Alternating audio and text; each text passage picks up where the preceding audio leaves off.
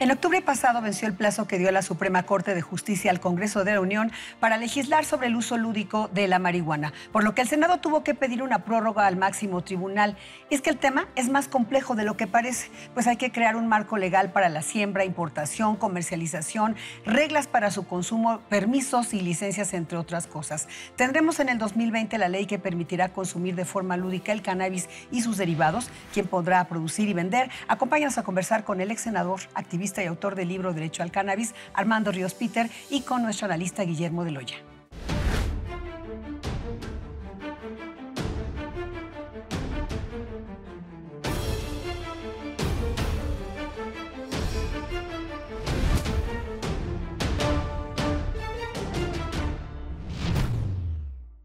Bienvenidos, Armando Ríos Peter, bienvenido. Gracias. Guillermo de Loya, bienvenido. Siempre un gusto, Estela. Igualmente. Bueno, Armando, sin duda la regulación del cannabis es algo que no debe precipitarse, que requiere un marco legal muy sólido. ¿Qué está complicando o qué hace falta para acelerar este proceso de regulación? Bueno, mira, ya llevamos un largo rato discutiendo desde el 2015, los amparos en la Suprema Corte de Justicia. Entonces, yo creo que ya estamos listos para que haya una resolución de parte del Senado. Se decidieron dar más tiempo. Yo creo que hasta el 30 de abril estará una discusión final. Y bueno, pues, ¿qué es lo que falta? Que haya voluntad de ver sobre todo el tema lúdico bajo otros ojos. Yo espero que el próximo año, 30 de abril, sea una fecha que ya no nos cambie la condición como la cambiaron ahora.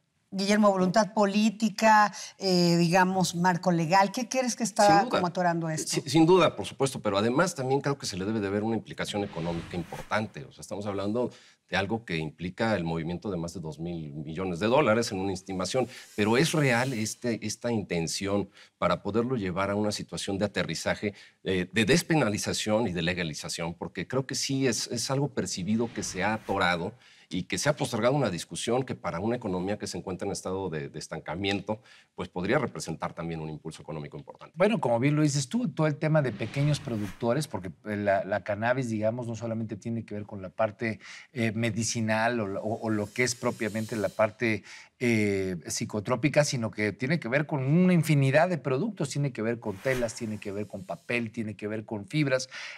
Digamos, involucrar a los pequeños productores, especialmente los de la sierra, en este proceso puede ser un gran detonador económico. A mí me parece que se mezclaron muchas cosas en el Senado. Yo creo que sí hay voluntad política, pero bueno, pues ya sabes cómo funcionan las cámaras. De repente quita el número que pensaste y en este caso se dieron más tiempo. Yo espero que se vea la parte económica, la parte social y obviamente pues los efectos de una nueva industria en el mundo, ¿no? Hablas de los productores, pero también a nivel de recaudación, como ocurre en otras partes del mundo, será importante para el país. Sin duda. Al final del día, lugares como Colorado han demostrado que esta capacidad, digamos, de cobrarle impuestos a estos productos, pues le permite grandes ganancias al Estado que luego se pueden reinvertir, en efecto, en campañas importantes para combatir las adicciones, en información a las escuelas, a las universidades, involucrando a los padres de familia. Me parece que es un circuito virtuoso que no hay que desdeñar. Entre todos estos elementos, ¿tú crees, de las propuestas que hay todavía que no se han aprobado, la creación de un instituto estatal para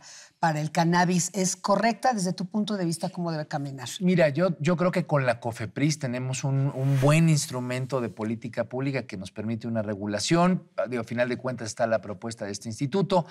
Yo lo que creo es que tenemos que garantizar pues, que hay una condición de mercado que permita una sana participación de los productores, de una CONASUPO de la cannabis, como hay algunas propuestas, pero si hay una buena participación del mercado y se busca un buen instrumento de regulación, no lo vería mal, pero creo que con la COFEPRIS es suficiente. Pero, Estela, además de la regulación y además del marco legal, ¿cómo quitas de esos procesos productivos que pueden ser muy sanos para el país la mano y el flagelo de la criminalidad? Que a fin de cuentas, pues esto es una actividad que bajo ese yugo pues ha tenido a México de rodillas pues, todo este tiempo y fundamentalmente en tiempos presentes.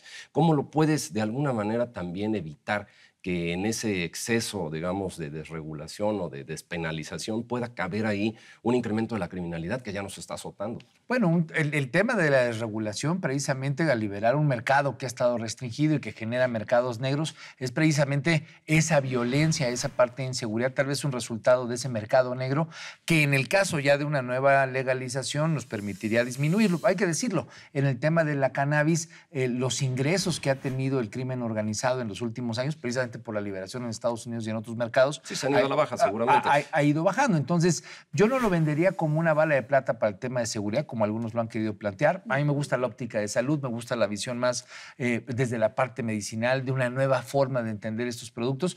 Estoy a favor de una regulación total del tema de las drogas. Creo que la cannabis puede ser la primera escalera, la primera parte de la escalera, el primer escalón que nos permite empezar a ejercitar, sobre todo músculo institucional y social. Pues mira, por lo pronto con algo que ya no tiene ese impacto en la parte de seguridad y que tiene una amplia, digamos, un amplio uso, es la droga ilícita más utilizada. Me parece que hay un área de oportunidad con pros y con contras que nos permite hacer un ejercicio institucional y social. Es muy importante lo que dices porque se ha vendido mucho este argumento de que con esto se disminuiría el tema de la inseguridad y por otro lado sí es importante lo que estás planteando en el sentido de verlo desde otra perspectiva, no solo de salud, sino de derechos humanos, en fin, de una forma más integral, ¿no es cierto? Sin duda alguna. Además de todo, la planta como tal lo permite, como cuando comentaba el tema de los pequeños productores, tienes el tema de los pequeños consumidores, digamos, gente que con 6 gramos, porque la ley solamente permite 5 gramos para el uso personal, pues de repente tiene que estar 8 años en la cárcel. Entonces los metemos, nos cuestan como sociedad porque al final de cuentas no los rehabilitamos, los dejamos ahí en estas escuelas que luego se convierten en escuelas del crimen. Entonces me parece que la perspectiva es amplia, es económica, es medicinal, obviamente científica, es desde una visión adulta, recreativa.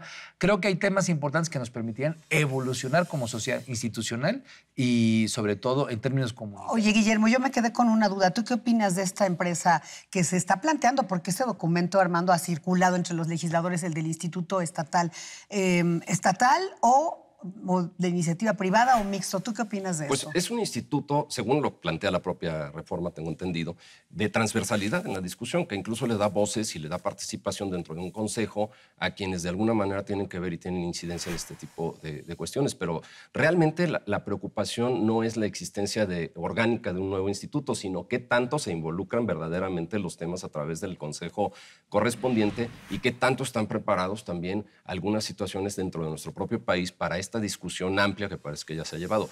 Pero realmente existe esa transversalidad, realmente existe esa capacidad de participación en lo que es la reforma, en lo que es fundamentalmente una reforma de salud. Bueno, yo estoy convencido que eso es lo que nos falta, no solamente pensando en algo nuevo que pueda ser cannabis, vete a ver tabaco, vete a ver alcohol. Y es Instituto Mexicano para la Regulación y el Control de la Cannabis. Bueno, así es como está el planteamiento. A ver, podemos hacer muchas instituciones, pero si a final de cuentas no evitan que los niños puedan ir a una tiendita y de repente comprar, como ocurre ahora, alcohol o tabaco, o en este nuevo caso cannabis, pues vamos a seguir estando en un fracaso respecto a nuestras capacidades de supervisión y seguimiento institucional. Por eso digo, cannabis tiene que permitirnos revisar y fortalecer, hacer un ejercicio y un músculo que hoy es muy débil, el de la supervisión, el del seguimiento, el del involucramiento del Estado en evitar las adicciones como hasta ahora hemos tenido. Entonces, me parece que el cannabis nos permite revisar de manera integral cómo estamos como instituciones y cómo está nuestra sociedad en estos temas. Tú has hablado de que somos una sociedad mojigata. ¿Hasta dónde incide la sociedad en esta determinación? Pues que parece ya una política de Estado, por todo lo que hemos visto, no solo la legislativa, sino también de Estado, de llevar adelante esta regulación del uso lúdico y medicinal de los dos. Mira, nos hemos quedado con la idea de que la prohibición es suficiente y la verdad es que solamente, cuando digo que es una sociedad mojigata, es una sociedad que voltea a ver, ahí tienes un problema de este lado, solamente volteas hacia el otro para hacer como que no pasa nada.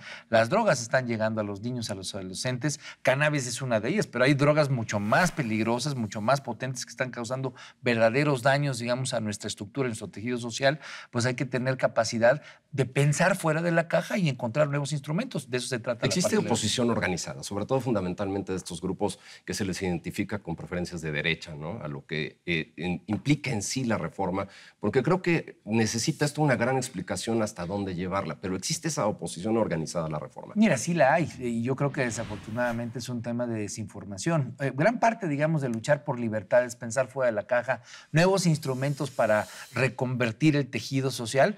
implican información, capacitación y la capacidad de que las discusiones se den de manera airada y no con prejuicios. Entonces, creo que esa oposición fue muy fuerte al principio y precisamente por estos debates, por estas discusiones, los pros y los contras están muy claros. El tema de decir que hay una nueva legislación bajo la lógica de que todo es bueno, no. Se trata de elegir tal vez entre el menos malo de los males, que significa el estar hablando de drogas, ¿no? Sí, simplemente el actual, digamos, el director del CONADIC ha dicho que eventualmente sí podría haber un Esa frase incremento. la robé a él. Sí, que eventualmente podría haber un incremento del consumo de marihuana, pero que está muy, muy diagnosticado, muy medido cómo podría pues abatirse de alguna manera y no regularse. Es muy delicado, es un tema bien complejo. Es normalizar Guillermo. lo que de alguna manera está pasando debajo de la mesa, ¿no? Sí, Y tener nuevos instrumentos, Memo. Mira, nosotros en la medida en la que está prohibido no tenemos estadísticas, supervisiones, donde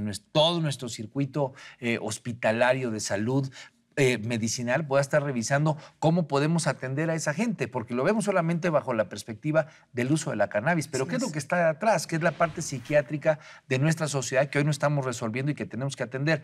Esos perfiles, esas acciones, esas formas de actuar es lo que hoy es una oportunidad. Hemos tenido 30, 40, 50 años de una regulación que no ha evitado que las drogas lleguen a los niños, a los adolescentes, que no ha evitado, digamos, que ese problema se convirtiera en un problema de violencia. Bueno, pues hay que darles la oportunidad. Muy bien reflejado en tu libro, por cierto. Pues sí, lo que tratamos aquí por de cierto, poner es... muéstrale al público tu libro que No venía preparado. No venías preparado, pero es muy importante leerlo porque contiene distintos aspectos jurídicos, sociales, médicos, etc. Pues lo que ha sido la historia, cuáles son los pros, los contras, cómo está el país alrededor del mundo, porque no somos una isla en lo que está sucediendo en el mundo. Entonces yo creo que estamos en un buen momento. El Senado se dio un nuevo plazo. Bueno, pues que la gente se siga informando nos va a permitir ser una sociedad más fuerte y obviamente más libre. Y además con una experiencia probada, porque además tenemos que voltear la vista hacia nuestro vecino del norte.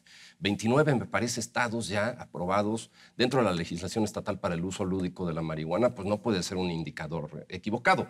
Es Canadá, ¿no? Canadá. Si hablamos ya como región de Tratado de Libre Comercio, ahora TEMEC, pues la verdad es que estamos hablando de una región que está buscando nuevas alternativas y que México no... Presión de Estados Unidos en este hombre, tema. y frente al escenario reciente de lo que dice Trump, todavía mucho más trascendental, ¿no es cierto? Sin duda. Si no le entramos a una nueva forma de entender, digamos que las drogas son un problema que tiene que ser redefinido en el entendimiento social, pues vamos a seguir quedando atrás y perdiendo importantes oportunidades en materia económica, que es donde yo diría tal vez hasta algunos de los otros países están tratando de ver pues, que México puede ser una potencia en esa parte de producción que bien conducida y bien aprovechada le puede significar buenos recursos a muchos pequeños productores que hoy están hacinados y que hoy están pues, considerados como delincuentes. Armando Ríos Peter, muchas gracias siempre. Claro, gracias a ustedes. Guillermo Aloya, muchísimas gracias. Muchas gracias, Estela. Gracias a usted por acompañarnos en una emisión más de Ruta ADN 40.